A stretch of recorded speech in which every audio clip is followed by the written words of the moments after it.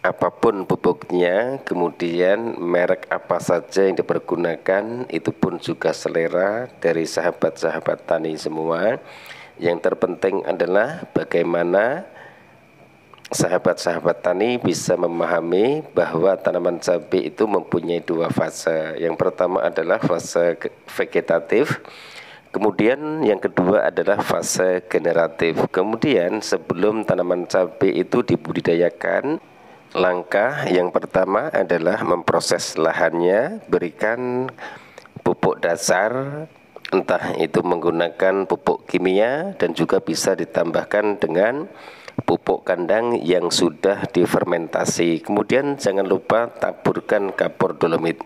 Dan sebelum tanaman cabai dipindah tanamkan, usahakan cek pH tanahnya terlebih dahulu teman-teman.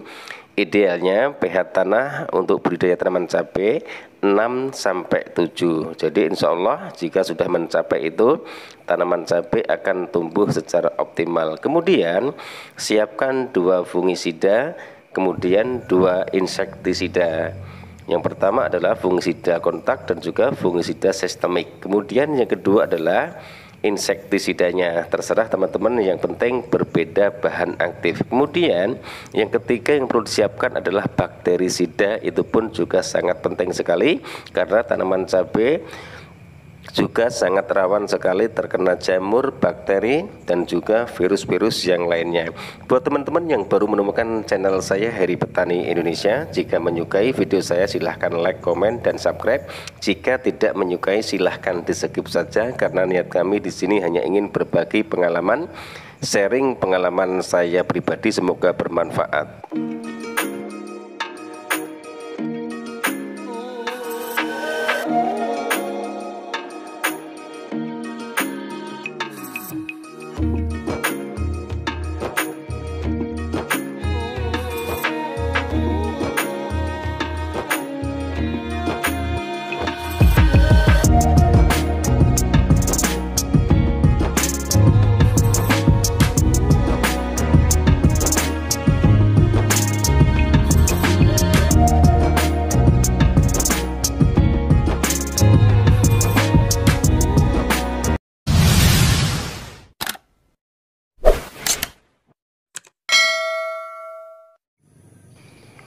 Assalamualaikum warahmatullahi wabarakatuh.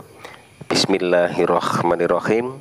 Allahumma sholli ala Sayyidina Muhammad wa ala ali Sayyidina Muhammad.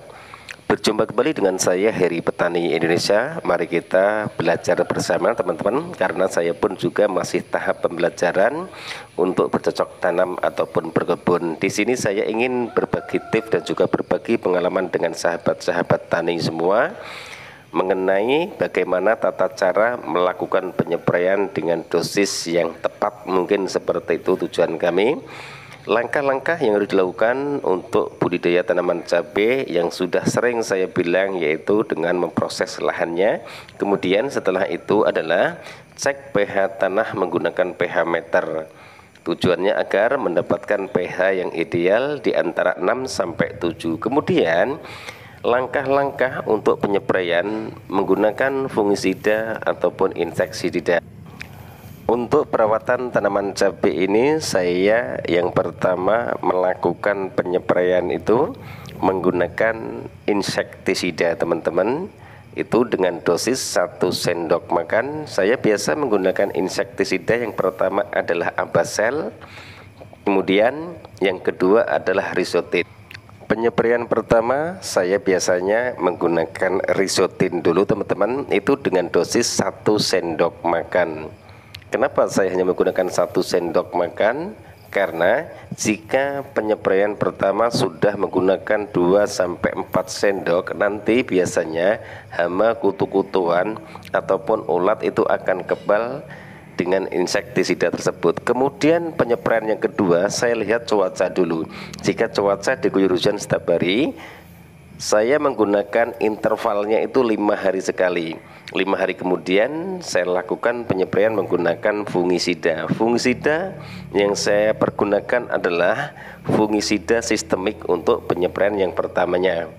Terserah teman-teman mau menggunakan merek dagang apa saja boleh. Yang terpenting adalah fungisida sistemik dengan dosis 1 sendok makan untuk 16 liter air. Kemudian 5 hari lagi saya lakukan penyepraian menggunakan insektisida. Saya biasa menggunakan Abasel teman-teman, dan saya tidak pernah mengganti-ganti karena bahan aktif Abamectin itu sangat bagus sekali bagi kami, tapi itu pun juga selera saja teman-teman.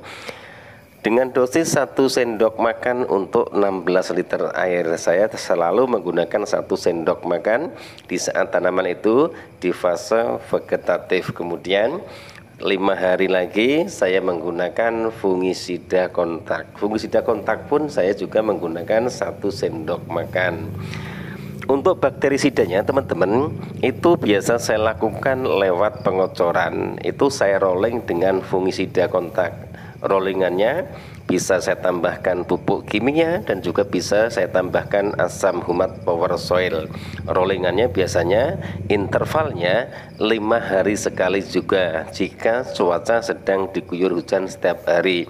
Kemudian solusi lain adalah jika teman-teman tidak mempunyai fungisida kontak ataupun harganya lebih mahal, bisa dikocor menggunakan kapur dolomit teman-teman dengan dosis 16 liter air ataupun 20 liter air itu menggunakan 1 gelas. Jadi intinya dikocor, diaduk. Memang kadang-kadang mengendap, tapi itulah petani perjuangannya, kemudian kerajinannya, ketekunannya untuk merawat tanaman cabai agar tanaman tersebut tumbuh secara subur dan sehat. Memang teman-teman, untuk budidaya tanaman cabai banyak sekali tantangannya. Ada 3 tanaman yang benar-benar harus dilakukan perawatan secara ekstra, yaitu semangka, kedua adalah tanaman cabai, yang ketiga adalah tanaman melon. Ketiga tanaman ini memang harus dilakukan perawatan yang khusus. Kemudian sering kontrol tanaman tersebut, apakah tanaman tersebut sudah mulai ada bercak daun, mulai terserang hama kutu-kutuan, kutu kebul, embun tepung jika di tanaman melon. Jadi sebagai petani kita pun juga harus bisa merolling pemakaian pupuk, misalnya walaupun sama-sama pupuk kimia harus kita rolling. Kemudian fungisida pun juga harus kita rolling jika tanaman itu sudah diganti, tujuannya agar hama itu tidak kebal oleh fungisida yang kita pergunakan sebelumnya untuk tanaman yang kita budidayakan. Kemudian sebenarnya masalah ahli dan tidaknya itu tergantung penilaian kita bersama. Yang terpenting adalah tanaman itu juga membutuhkan perawatan khusus, keikhlasan, kesabaran. Bagaimana jika tanaman itu sudah mulai terserang hama, jamur dan juga kutu-kutuan. Apalagi sekarang musim penghujan, sebentar lagi memasuki musim penghujan, biasanya pergantian cuaca itu pun juga sangat rentan dan rawan sekali untuk tanaman cabai, tanaman melon dan juga tanaman semangka. Maka dari itu usahakan sering kontrol tanamannya. Jika sudah mulai terserang hama kutu-kutuan ataupun jamur, segera lakukan penyepraian menggunakan fungisida. Jika sudah mulai ada bercak daun, kemudian jika sudah mulai terserang kutu-kutuan, usahakan berikan insektisida.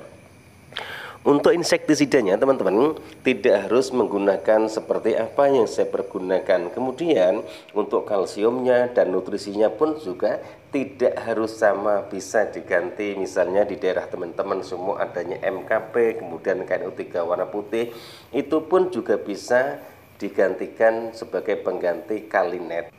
Terkadang saking banyaknya produk pupuk kimia dan juga pupuk organik, kemudian banyaknya promo-promo yang terkadang menggiurkan bagi pemula sehingga mereka semua mencoba agar tanamannya itu hasil panennya berlipat ganda. Itu pun sebenarnya juga salah teman-teman, karena pemakaian pupuk yang bagus itu tidak ditunjang dengan harganya pupuk yang mahal.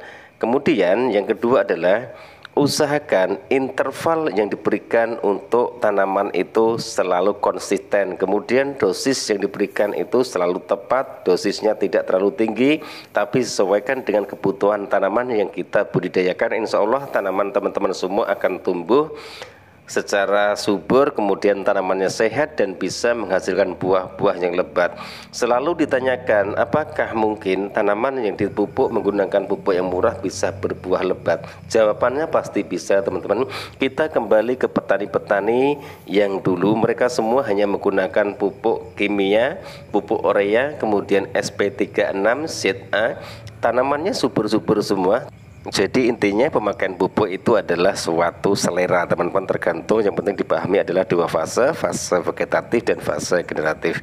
Mungkin hanya ini, teman-teman, yang bisa saya sampaikan dalam video saya kali ini. Mohon maaf jika ada salah-salah kata. Wabillahi taufik wal hidayah. Wassalamualaikum warahmatullahi wabarakatuh. Salam sukses buat Anda, salam sukses buat para petani di seluruh Indonesia.